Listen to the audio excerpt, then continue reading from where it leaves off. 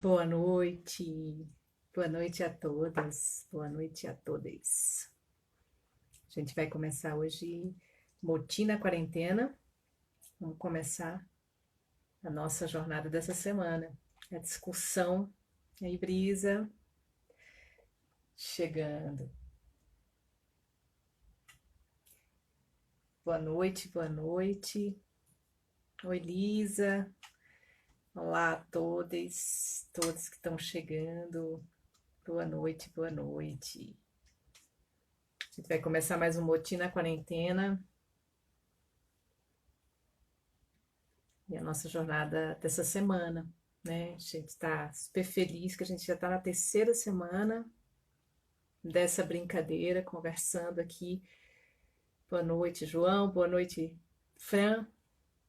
Olá, Raíssa, que estão chegando. Boa noite, boa noite.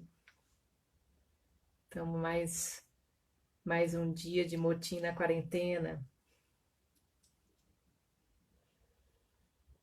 Boa noite, Thaís, Raíssa. Então, o Motim na Quarentena entra na sua terceira semana de trabalho e a gente já vem conversando aqui sobre o Motim. O Motim é um grupo de pesquisa da Universidade do Estado do Rio de Janeiro, vinculado fundamentalmente à UERJ, a Universidade do Estado do Rio de Janeiro, mas também com uma relação muito direta com a Universidade do Estado de Santa Catarina e a Universidade Federal do Rio Grande do Norte. Então, o Motim é um grupo interinstitucional. Boa noite, Cris. Boa noite, Levi. Então, a gente vai começar mais uma semana de Motim na Quarentena. O Motim na Quarentena é justamente um projeto que a gente está desenvolvendo. Boa noite, Mariel, que está chegando, Veronaldo. Boa noite a todos, a todos. Que feliz que a gente está entrando nesse movimento de terceira semana do Motim na Quarentena. E a gente está super feliz de dar continuidade a esse projeto que vem diminuindo, fazendo com que a gente diminua as distâncias. Boa noite, Bárbara, Renata. Eu sou Luciana Lira, sou coordenadora e pesquisadora líder do Motim. Boa noite, Adriana, Bárbara. Então, a gente está super feliz de começar a nossa jornada hoje e a gente dá continuidade às nossas discussões. Então, o Motim na Quarentena começou, né, fazendo suas pesquisas em torno das questões, as pesquisas dessa jornada, né, dessa nossa jornada agora de quarentena, né, pesquisando um pouco acerca das racialidades, as questões negras nas artes da cena. E desde a semana passada que a gente vem entrando num grande tema, né, num outro tema, que a gente chamou de Pedagogias Feministas nas Artes da Cena, contexto da educação formal e não formal. Né? Então a gente entende que a gente tem um espaço de educação que é um espaço formalizado, regularizado, que é o espaço da escola formal, mas também a gente tem espaços que também, né, são regularizados, são formais em alguma medida, mas não são, não obedecem a uma legislação específica, né, e federal ou estadual, mas que tem outros tipos de vínculos, né? Então, boa noite, Ana Cecília, boa noite, Carolina. Que bom que vocês chegaram. A gente vai começar uma noite de Motim na Quarentena, né? Então, como eu estava falando no início, o Motim é um grupo interinstitucional. Ele está vinculado fundamentalmente ao UERJ, Universidade do Estado do Rio de Janeiro, mas também tem uma ligação com a UDESC, Universidade do Estado de Santa Catarina, e a Universidade Federal do Rio Grande do Norte, que são três universidades que eu tenho vínculo, né? Eu sou professora Luciana Lira, oriento pesquisas de mestrado, doutorado nessas instituições, mas sou fundamentalmente ligada à Universidade do Estado do Rio de Janeiro, a UERJ.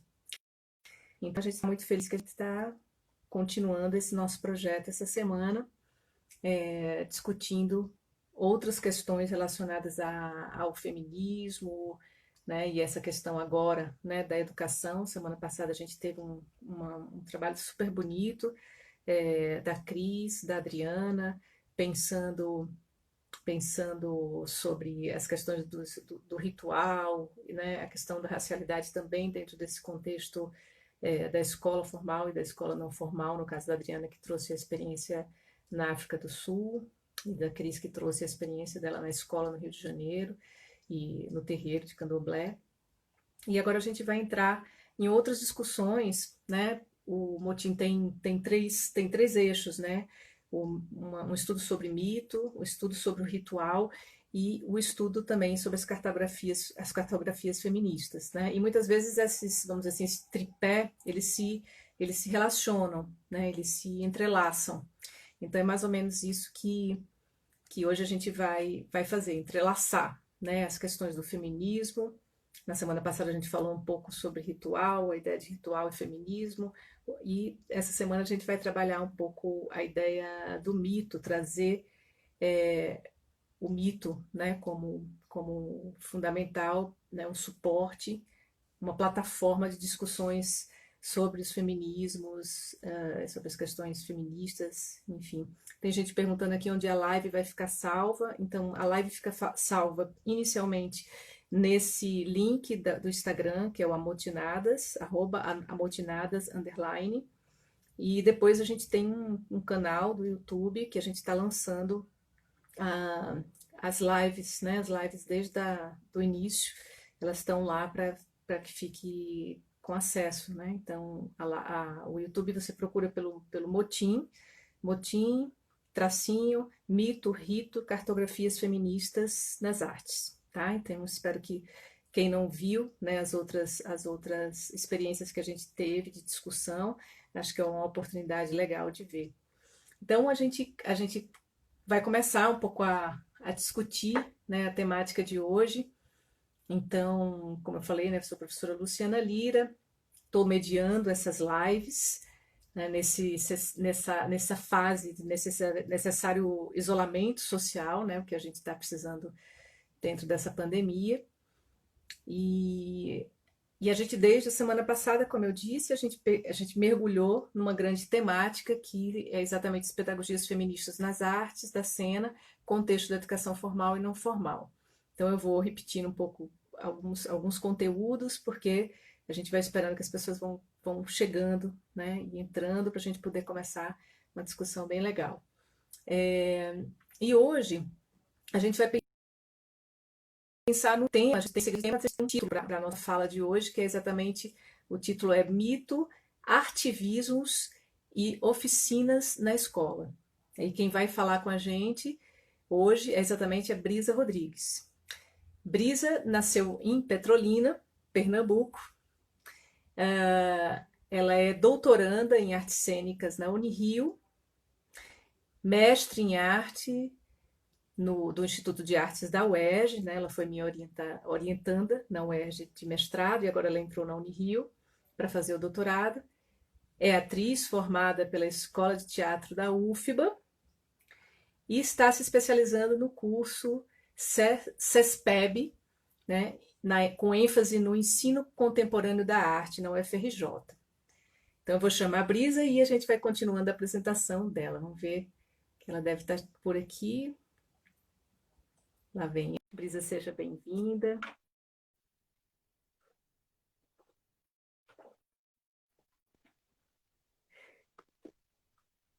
E aí chegou Oi, tá me a escutando? nossa Bárbara. Tô te escutando, mas a imagem não chegou ainda. Preciso Já deixar. chegou? Ah, tá. Aqui Não, eu tô não, aparecendo. não. É, aqui eu não te vejo. Estou te Não? escutando, mas não estou te vendo. Entendeu? Como Não. que eu Será faço? que é melhor você sair e entrar de novo? Será? Pode ser. Vamos lá. Vou sair e voltar. Vamos lá. Vamos lá. Beleza. Vamos lá. Faz parte. Vou te chamar de novo.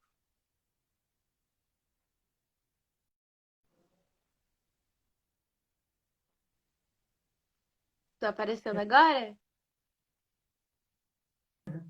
Não.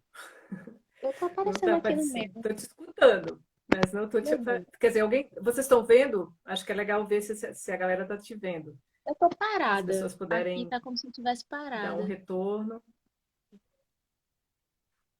Meu É. Deus. Em geral é assim, a gente chama e aparece, né? A imagem. Deixa eu ver com todo mundo se todo mundo tá. Todo mundo. As pessoas estão vendo a brisa? Ah, eu tô travada. Eu tô travada pra mim aqui Ah, também. estou vendo, Então, mas está travada, a Cris está falando. vou Está voltar de novo, aparecendo, mas está então. travado. Eu vou Vamos de voltar, novo. tá? Tá. Beleza. Obrigada, gente. A gente chega já. Peraí.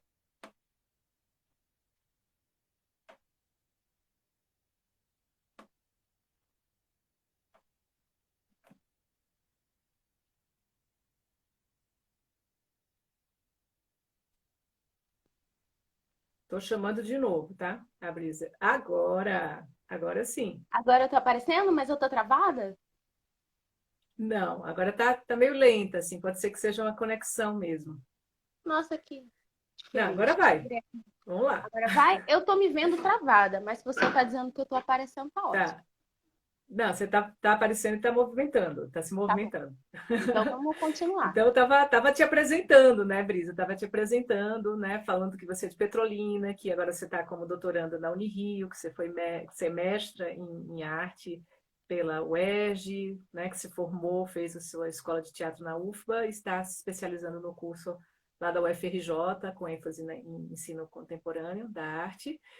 E em 2006 você foi fundadora da Trupe Errante, lá em Petrolina, né? Grupo de teatro oriundo do Vale de São Francisco e é integrante do coletivo Ponto Zero, né? Grupo de atores e atrizes da Bahia, sediado no Rio de Janeiro. E que integra, né, o Grupo Motim desde da sua fundação, né? Então, essa é uma das fundadoras do Motim. Então, a gente está muito feliz que você esteja aqui, você já vem acompanhando, né, esse processo todo né, desde das discussões de grupo, mas também, ao mesmo tempo, as discussões todas que você vem travando nas suas pesquisas, e você como atriz também. Então é isso, seja bem-vinda. Você quer dar uma axé para as pessoas para chegar, cumprimentar as Agradecer, pessoas? agradecer a todos que Vai lá. estão aqui na live. Estão me escutando direitinho, né? Uhum. Sim? Uhum. Eu acho que sim, eu estou te escutando bem. Agradecer a todas as integrantes, os integrantes do Motim, né? Todo mundo que está junto e tem permanecido nessas lives. É importante esse diálogo, tanto para a gente conhecer as pesquisas dos integrantes, né? Como também para falar. E hoje é o meu momento de falar, agradecer esse espaço. Uhum.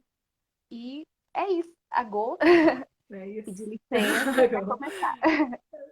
Beleza, ótimo, tá bom. Então eu quero começar, como eu sempre venho começando aí nas encontros, né, com uma reflexão, né? Então, acho que das outras vezes eu trouxe frases da Bell Hooks, trouxe pensamentos também, não só da Bell Hooks, mas na semana passada eu trouxe um pensamento da Dias de Nascimento, uma reflexão da pesquisadora lá da África do Sul. E hoje eu vou trazer uma reflexão do Joseph Campbell, né? Que ele diz assim: mitos são histórias de nossa busca da verdade, né? De sentido, de significação através dos tempos. Então, em alguma medida, é uma narrativa que parece que nos dá uma rota. Todos nós precisamos contar a nossa história, compreender a nossa história.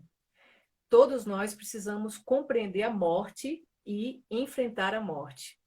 E todos nós precisamos de ajuda em nossa passagem do nascimento à vida e depois à morte, ou seja, toda essa jornada. Precisamos que a vida tenha um significado. Precisamos tocar o eterno, compreender o misterioso, descobrir o que somos. Então, acho que o mito, né, a narrativa mítica nos ajuda em todo esse processo de nascer, de estar, de ser, né? Então, eu queria te convidar a pensar, né? Já que você traz um pouco esse tema, foi você que propôs o tema, né? Então, como foi que você entrou em contato com essa ideia do mito como estratégia de criação no teatro, né? Você é uma pessoa que vem fundamentalmente do teatro. E aí eu acho que dentro dessa discussão que você vai trazer, eu queria que você falasse da sua trajetória, né, como artista pesquisadora e a sua entrada na educação. Então são muitas travessias, né? Desde esse período, né, você como atriz, você nessa trajetória vindo lá do Vale de São Francisco, todo esse teu trajeto e, enfim, entrar em contato com o mito, esse processo todo. Então agora a palavra vai para você. Tá. Antes de começar, dizer que eu preparei um textinho aqui para não fugir muito do assunto, porque eu tenho essa tendência Uhum, a fugir, uhum. então, quando precisar, você me chama de novo que eu volto. Chamo, Tá chamo. bom? Alô, alô, terra, Alô, alô, brisa. terra. Exatamente. Vai lá. E antes de começar a falar sobre mito, sobre a minha pesquisa, sobre a minha trajetória especificamente, eu queria falar sobre uma coisa. Ano passado, na Tsunami da Educação, não sei se vocês estão lembrados, no dia 30 de maio, a gente teve a Tsunami da Educação. Eu fui na manifestação, né? E tinha muitas pessoas com cartazes. E Uhum. muitos cartazes falando a educação destrói os mitos. E eu fiquei em pânico. E aí Não! eu vi aquilo. Como é que eu cheguei na Uhum, menina, uma menina jovem, né? A gente sabe que esse movimento dos estudantes já vem de uma longa data, né? E uhum, ultimamente os secundaristas tomaram a frente. A gente viu que aconteceu muita movimentação em São Paulo, no Rio, em vários lugares. uhum, E eu uhum. cheguei nela e falei: não, a educação não destrói os mitos, a educação destrói falsos mitos, né? Pode destruir os falsos. Sim. Porque Aham, bom. o mito não é uma mentira, né? Vamos começar daí Aham. e Vamos entender começar que o por aí. mito não é mentira, tá? Uhum, Então, vou uhum, começar uhum. aqui a minha fala, né? Para falar sobre Tá. mito em minha trajetória, eu preciso olhar para o passado, olhar para a minha própria história, num processo que me resgata e restaura o contato com o meu corpo e com a minha ancestralidade. Foi nesse movimento que o mito da Antígona entrou na minha pesquisa, através da rememoração e no encontro com a metodologia em arte, que é um sistema rizomático para a criação, fomentado pela professora PhD Luciana Lira, que foi a minha Ai. orientadora do mestrado, né? Esse encontro aconteceu efetivamente no segundo semestre de 2016, é importante a gente guardar essa data, segundo semestre de 2016, durante o processo, né, da dissertação. Uhum, Mas a partida dessa pesquisa, ela aconteceu anos antes e foi se transformando durante a jornada. O meu primeiro projeto de pesquisa era sobre o corpo-instrumento. Lembra, Lu, quando eu uhum. falava sobre o Lembro. corpo-instrumento? E Corpo aí, como instrumento, é, né? a minha motivação para falar sobre corpo-instrumento era porque eu sou uma atriz e, e eu queria falar sobre o corpo da atriz, sobre o meu próprio corpo, enquanto sujeito e objeto de arte, né? Só que não por acaso essa pesquisa, na forma que ela estava desenhada, ela não passou no edital da Unirio, né? Não foi por acaso. Foi importante ela não ter passado nesse momento, em 2013. Foi quando eu cheguei no Rio de Janeiro, em 2013. Lembro muito que eu cheguei em abril para fazer a seleção do mestrado. E em junho tivemos as passeatas, né? A Gigante Uhum, Acordou, que foi uma grande armadilha. uhum, Né? Eu fui para a rua. uhum, Minha intenção não era tirar a Dilma de forma nenhuma, como a uhum, intenção de muita gente que estava lá também não era a intenção uhum, de tirar a Dilma. Mas acabou que as pessoas estavam obrigando as outras a baixarem as suas bandeiras. E quando eu vi esse movimento acontecer, eu decidi sair. Sair antes da polícia uhum, atacar e de todo mundo ficar preso, levar bomba, essas coisas, né? Bom, continuando. Eu fui percebendo que havia uma limitação nessa ideia de corpo-instrumento, que era a relação da atuação com a técnica. Não era disso que eu queria falar. Eu não tinha o desejo de falar da uhum, técnica, né? Então, a ação de pesquisar foi me conduzindo de forma mágica E eu fui me abrindo para isso e me permitindo enxergar os sinais no caminho, me permitindo receber estes presentes, né? Assim, eu entendi que a pesquisa deveria seguir por via da performatividade quando li sobre arte feminista no livro A Arte da Performance do Futurismo ao Presente, onde a autora Rosalie Goldberg faz uma contextualização histórica da performance arte nessa correlação entre as artes, né, as linguagens artísticas. Me chamou a atenção a conexão do movimento revolucionário feminista da década de 70, né, a segunda onda do movimento feminista, e o movimento da arte conceitual, que é um momento em que os artistas tentam romper com o capitalismo e com essa ideia da arte como mercadoria, né?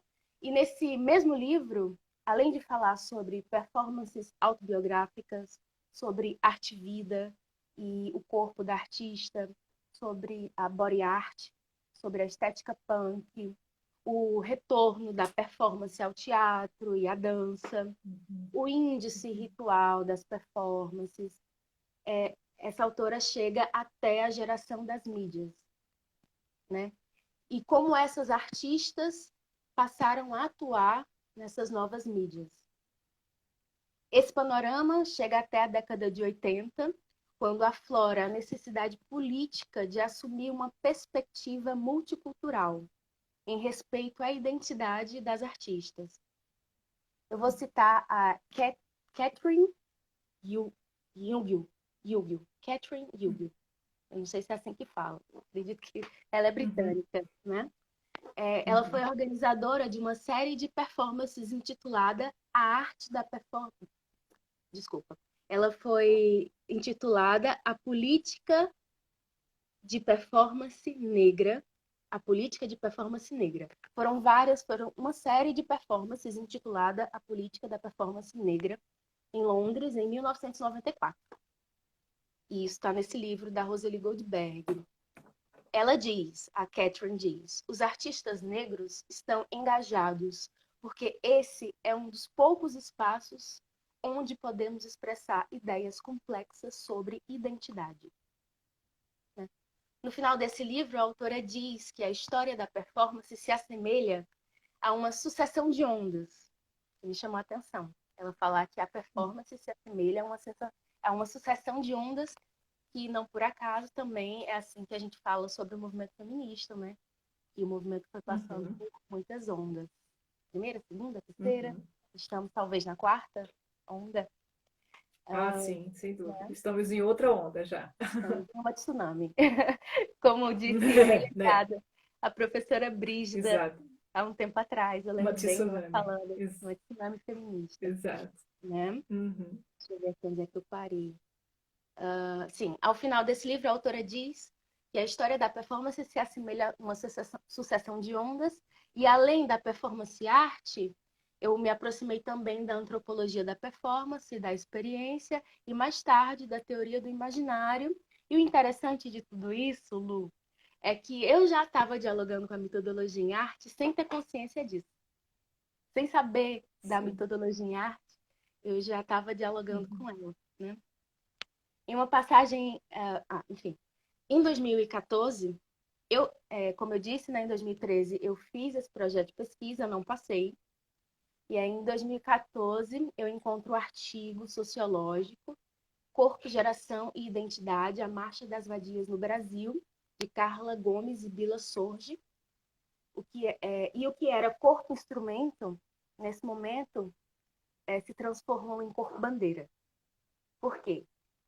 Porque em uma passagem desse artigo, as autoras transcrevem um manifesto que havia sido publicado online pelas alunas universitárias canadenses que deram início à Marcha das Vadias em Toronto em 2011. E o manifesto dizia que nessas marchas feministas, o corpo das mulheres era como uma bandeira, era um corpo-bandeira. Aí, por isso, eu achei que deveria pesquisar as performances feministas e os discursos levantados nessas marchas. E também não foi exatamente isso que eu pesquisei. Mas, nesse momento, eu estava achando que era isso. Então, eu É. fiz de novo o projeto, né? Então, eu reformulei o projeto de pesquisa e tentei novamente aprovar o edital no mestrado do PPGAC da Unirio, não passei. Fiquei triste.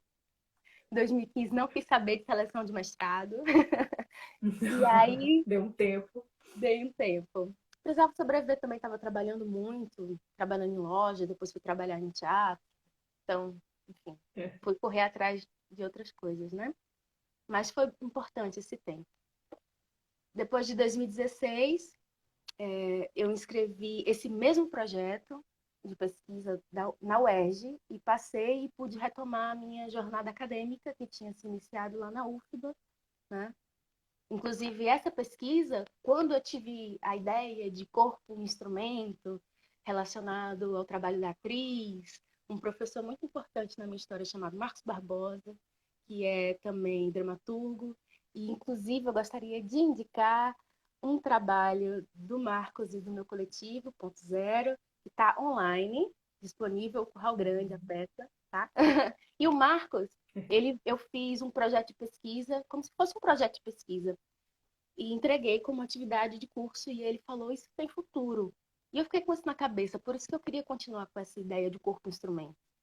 Mas aí quando eu percebi que não era Uhum. isso, eu mudei para corpo-bandeira, que me chamou a atenção, e eu lembrei também das bandeiras que eu vi as pessoas obrigando as outras a baixar. E eu falei, não, eu quero Uhum. trabalhar esse conceito de corpo-bandeira, e esse conceito, ele Uhum. é um elo que vai ligar as minhas pesquisas, né? Um elo que vai ligar é ótimo. Ele é o elo entre essas pesquisas Vera. Exato. é, de mestrado e doutorado, que eu vou falar melhor daqui a pouco sobre ela, né? É no Instituto de Arte da UERJ que a gente se encontra, né, Lu? E aos poucos eu vou ampliando essa ideia de corpo-bandeira e vou fazendo essa conexão entre as práticas e estratégias feministas no teatro, junto com a performatividade, né? Aí, trabalhar tendo o mito como um guia para a pesquisa não foi algo imposto ao processo. Luciana, que era minha orientadora, em nenhum momento chegou e falou: você tem que trabalhar com a metodologia em arte. Nunca chegou a falar isso comigo. Eu que decidi trabalhar com a metodologia em arte. Eu vi a potência e eu vi que tinha um diálogo muito grande com a minha história, né?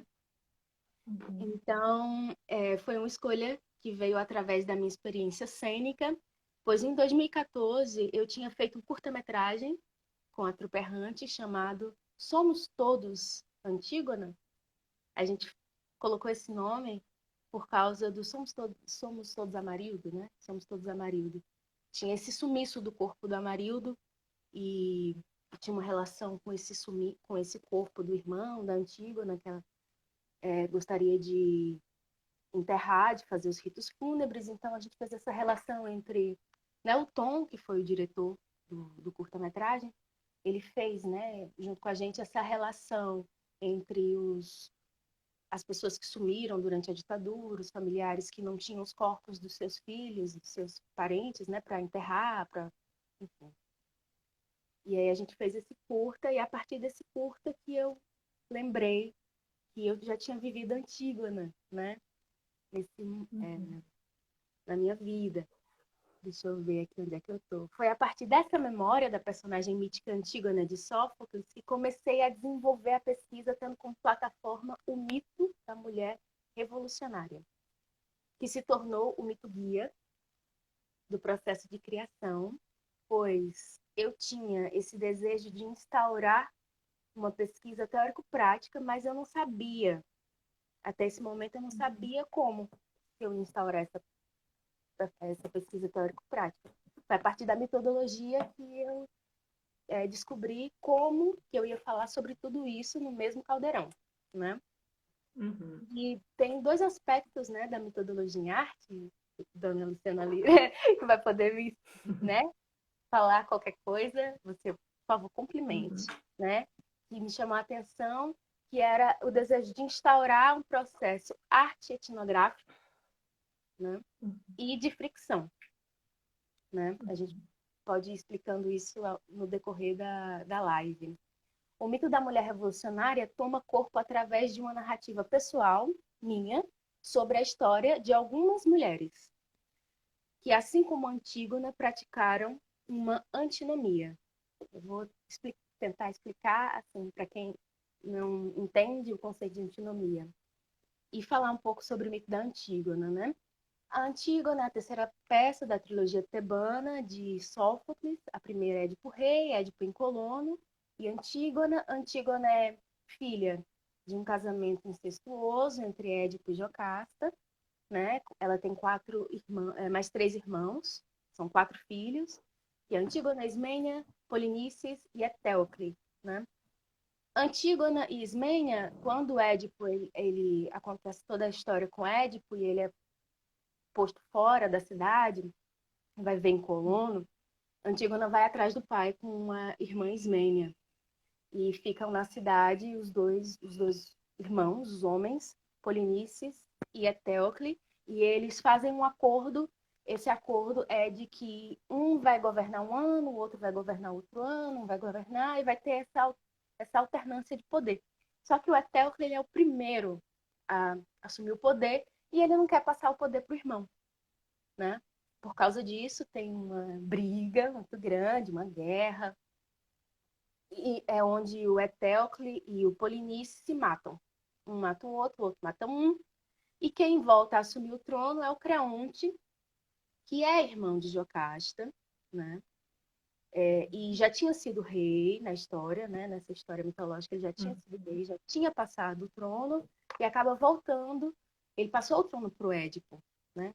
Quando o Édipo, voltando um pouco à história, quando o Édipo ele desvenda o mistério, né? Decifra-me o devore, né? Ele vira o rei de Tebas. E aí, quando ele é expulso e os filhos morrem, o Creonte assume.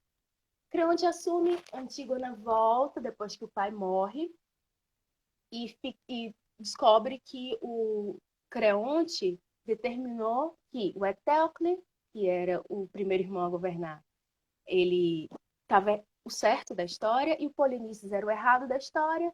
Então, não vamos prestar as honras fúnebres a Polinices. Isso eles entendiam como uma segunda morte, né? Porque se não prestasse as honras fúnebres para aquele corpo, a alma ficaria vagando pela eternidade. E Antígona, a antinomia, né, ela dá noção ao direito individual, né? Porque Antígona ela vai validar uma lei natural, uma lei divina, em detrimento da lei positiva, que é a lei determinada pelo Creonte, que é o rei, né? Então, ao prestar as honras fúnebres ao irmão, Antígona é condenada à morte, né? Numa caverna de pedra, e tem esse destino, que ela não teve os ritos fúnebres, a alma dela ficou vagando pela eternidade, toda essa história, né? Então, o mito da mulher revolucionária, deixa eu só voltar aqui, desculpa. Então, a Antígona, ela pratica essa antinomia. Então, eu vou atrás de outras mulheres que praticaram essa antinomia. E como a gente está em 2016, né, quando começou a pesquisa, teve um golpe. E nossa presidenta era Dilma Rousseff. E Dilma Rousseff tem uma história, né? Ela foi presa política. Ela foi torturada. Ela, inclusive no primeiro mandato, quando ela instaura a Comissão Nacional da Verdade, que é para apurar esses crimes todos que houveram na ditadura, que nunca foram reparados, as pessoas nunca foram presas, mas ela faz esse movimento para escrever essa história, para dizer, olha, o que aconteceu foi assim, assim, assim, eles foram torturados, foram mortos, enfim.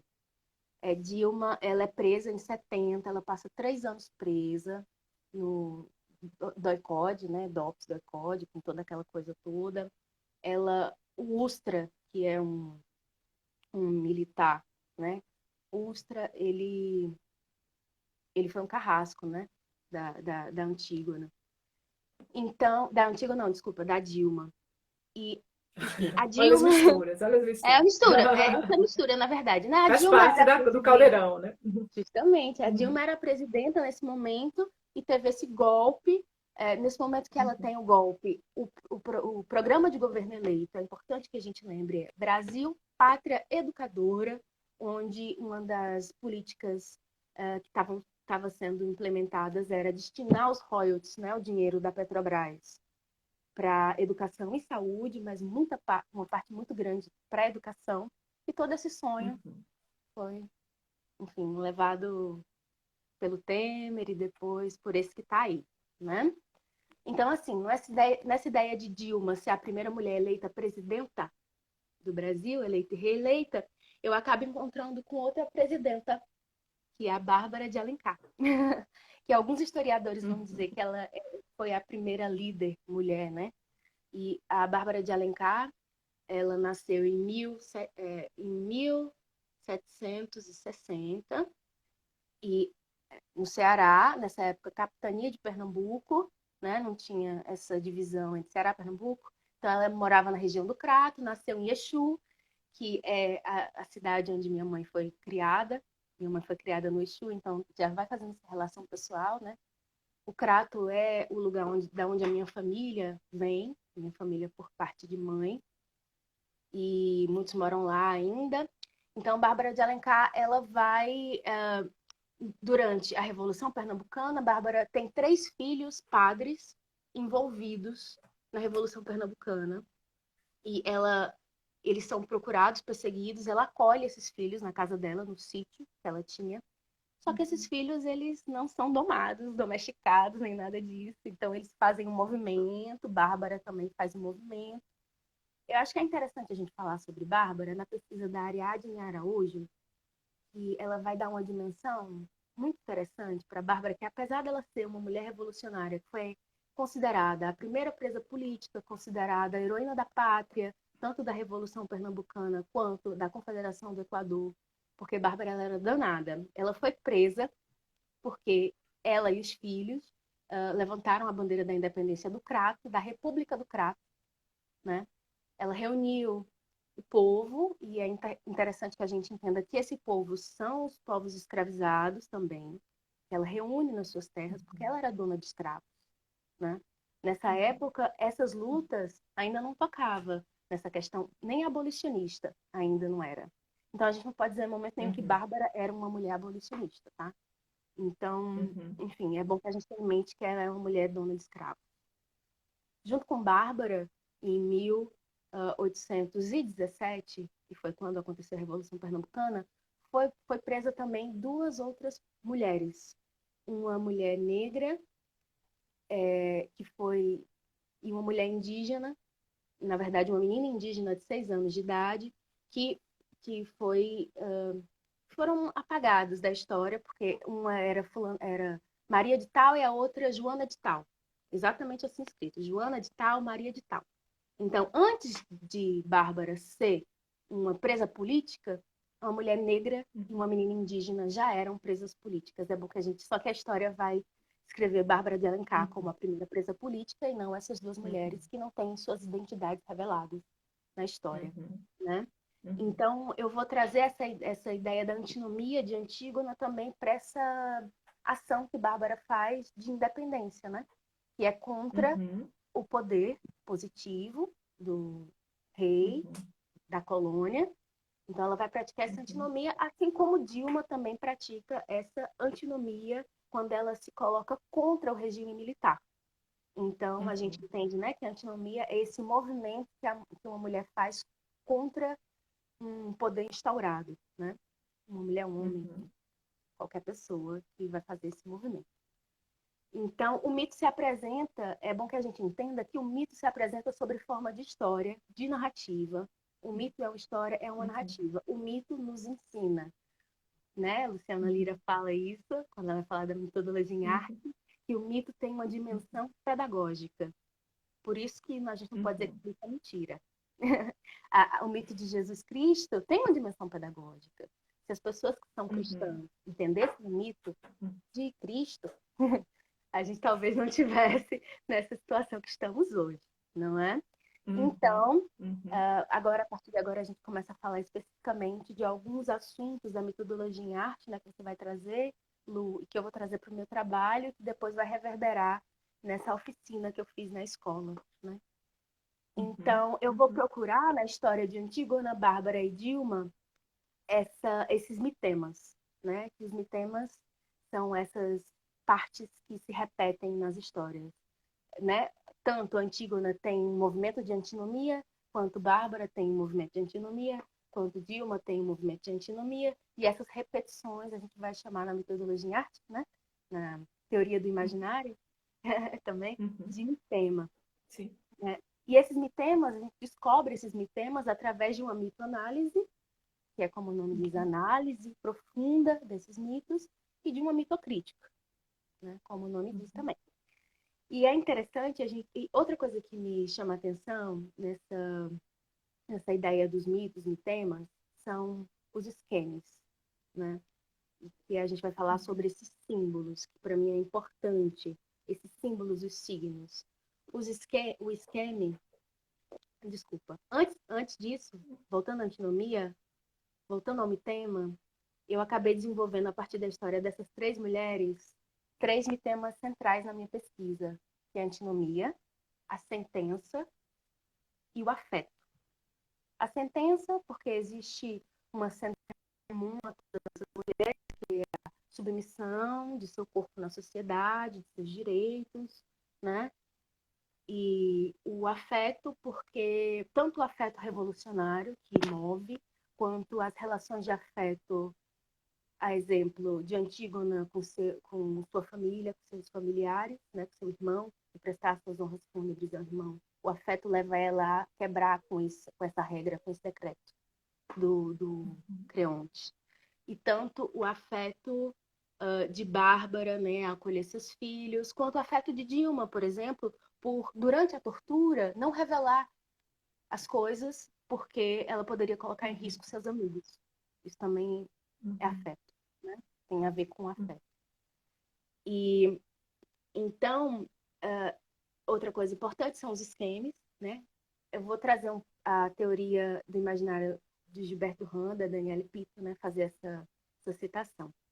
O esquema é anterior à imagem, corresponde a uma tendência geral dos gestos, leva em conta as emoções e afeições, tem uma relação direta e, com o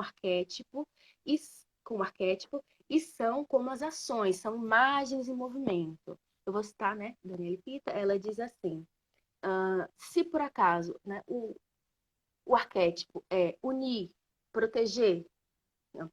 Se o esquema é unir, proteger, o arquétipo é mãe. E a cultura é uma cultura cristã. Na cultura cristã, a mãe vai unir a família, vai proteger a família. E essa relação, né? Gilberto Rand uhum, vai dizer que o mito é um sistema dinâmico de símbolos, arquétipos e esquemas.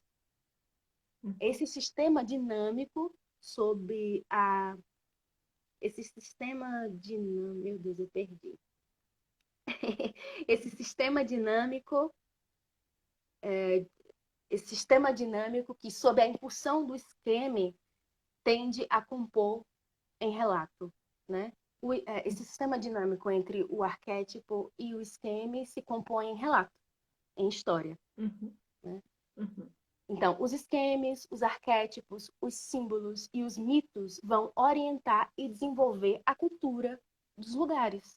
A cultura do Brasil, a uhum, cultura do Nordeste, a cultura petrolina. Vão orientar a cultura, os uhum, mitos vão orientar a cultura, né, da gente. Então, falar da uhum, dimensão pedagógica do mito, né? Que cada mito vai ter um ensinamento, né? A gente vai aprender com aquele mito. E aí eu vou entrar um pouco na questão da minha pesquisa, na sequência da minha pesquisa, da relação com a escola, de como é que esse mito chega na escola através desse curso que eu estou fazendo, né? Especialização no ensino contemporâneo de arte, saberes e práticas na educação básica. E aí eu encontro com esse livro da Bell Hooks, que a Luciana apresentou para gente, que a gente estudou no Motim durante meses e meses. Foi muito bom, uhum, ensinando a transgredir a educação como prática da liberdade, né? E ela vai falar sobre a promessa da mudança multicultural. e o ensino no mundo multicultural. Além disso, ela vai falar sobre a pedagogia engajada, que tem como essência o pensamento crítico. Ela vai dizer que o compromisso com a pedagogia engajada é uma expressão do ativismo político, né? A gente, a gente fala artivismo, a gente entende que é uma junção de palavras, arte, ativismo, que é uma mistura entre o campo da sociologia, né, o campo social e o campo das artes. Né? Que é esse entendimento de que a arte é política e que a gente está fazendo, quando a gente escolhe montar uma peça, quando a gente escolhe trabalhar com mito, a gente está fazendo uma escolha política, né, em colocar, em dar vida, em levar o palco e tudo mais, né? Ela vai dizer que o compromisso com a pedagogia engajada é essa expressão do ativismo político que leva em seu bojo a disposição de ser responsável por mudar a vida dos alunos. Então, ela vai dizer que a pedagogia engajada ela é cansativa para os professores, porque o professor ele vai precisar ter uma disposição de olhar para aquele aluno, de escutar e de não fazer uma avaliação daquele aluno por causa de atividade comum em sala. Ele vai olhar para aquele aluno e entender de onde ele vem, entender qual é a realidade, né? Então, a pedagogia engajada, quando ela entra na escola, é interessante a gente pensar sobre pedagogia, que cada espaço, cada lugar tem uma pedagogia própria, desenvolve sua pedagogia própria, porque aquelas pessoas têm uma história, aquele lugar tem uma história, e a pedagogia, ela vai atuar nessas faltas, ela vai atuar também nessas necessidades que aquele espaço próprio vai ter. Então, eu cresci e estudei na escola de aplicação, professora Wanda Souza Ferreira, que é uma escola vinculada à universidade. Eu tinha várias matérias, várias questões que outros alunos de ensino público comum, municipal, estadual, não tinham acesso. Então, a gente tem essa noção de que cada escola é um mundo, né? Cada comunidade. Então, é assim que eu estou trabalhando, né, com essa ideia da pedagogia engajada. E aí eu vou desenvolver, Lu, essa pesquisa através da minha história, da minha própria história enquanto aluna, porque eu não sou professora, eu não sou licenciada, sou bacharel. Só que quando eu comecei a fazer teatro foi por causa da escola, né? A primeira vez que eu vi teatro não foi minha mãe que me levou, foi a escola que me levou. Então eu me encantei, a gente fazia uma viagem, eu conto isso no artigo que eu escrevi para revista Perspectiva em Educação Básica, do CAP UFRJ. E aí eu vou contar sobre essa experiência extracurricular com teatro que eu tive na escola de aplicação e que tanto de a escola foi responsável tanto por me levar para assistir teatro, para eu me encantar com teatro, quanto fazer teatro dentro da escola. E, inclusive, depois fui uma espécie de professora, só que aluna, junto com a Rafaela de Paula, a gente era como se fossem as professoras do grupo da escola de teatro. Então, eu tive essa experiência quando eu estava no terceiro ano ainda, no ensino médio, de estar nesse lugar, né, de professora, apesar de ainda ser aluna. Então, quando eu vou trazer a minha experiência na escola, eu vou falar da perspectiva que eu tenho enquanto aluna, enquanto minha trajetória de aluna, tá? Aí eu vou desenvolver um projeto, né, logo no início de 2019, que é Pedagogias Feministas na Escola, a metodologia em arte como prática libertadora, tendo como referência a metodologia em arte de Luciana Lira e esse livro principal fala sobre multiculturalidade, pedagogia engajada, da Bell Hooks que eu acabei de falar, né? E a Bell Hooks ela vai fazer essa relação com a escrita, com o trabalho do Paulo Freire, em A Pedagogia da Autonomia, né? E a pergunta, como a minha colega Cris falou na live anterior, que a pergunta é muito importante, né? Quando a gente faz uma pergunta.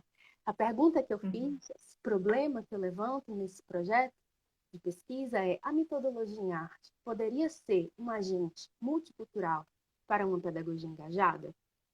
Então, como eu entendi que a metodologia em arte me dava essa possibilidade de juntar, como você mesmo diz, vários personagens para virar uma máscara ritual, por que não levar isso para a escola e fazer essa mistura entre todas essas culturas, etnias, que é um desafio para a escola, para o ensino básico, atender a essa necessidade de se falar sobre etnia, sobre, enfim. Então, a pergunta é, a metodologia em arte poderia ser um agente multicultural para a pedagogia engajada? Eu posso continuar ou você quer fazer algo diferente? Veja só, a gente só tem mais 10 minutinhos. Mas no fim eu tinha feito questões que eu acho que você foi trabalhando assim, meio misturando, né, as questões e tal. Mas acho que está indo legal assim. Eu fico só pensando agora, como é que você está pensando isso hoje, né? Como é que foi essa tua experiência, né? Você está falando um pouco da sua experiência como aluna, né, na UFRJ, agora nessa sua pesquisa de especialização. Eu acho que tem uma coisa que eu acho que talvez eu possa clarear para todo mundo, eu acho que você pode também falar, né, para complementar, que essa ideia da metodologia em arte parece que é um nome que assusta um pouco, mas a gente pensar ao invés de uma metodologia, mas uma mitodologia, ou seja, né, e pensar um pouco o mito como realmente um caminho de aprendizagem, né, que eu acho que você falou super bem. E daí que eu fui no meu doutorado, desenvolvi vários procedimentos de criação em que eu acabei experimentando com alguns dos participantes do motim, né? Algumas das meninas, como é o caso de Adriana, Rolim, você, né, que trabalhou comigo especificamente e desenvolvendo, né, pesquisas. Fiquei sentindo falta de Marielle, viu? Marielle presente. Sim, é porque eu não consegui chegar lá. Ah, Não não chegou consegui lá chegar ainda. lá. Mas, enfim, eu quero te passar a bola mais, porque eu acho que você tem 5 minutinhos para você complementar e talvez falar um pouco da oficina de teatro mesmo que você deu, né? E como é que foi isso, e como é que você vê essa ideia de mito e artivismo mesmo, né? Você já falou que artivismo é uma junção de arte, né, com a pedagogia engajada, né, com o ativismo, né? Mas fala um pouquinho mais disso, assim. Tá. E Na tente escola. fechar com Marielle, talvez. Não sei.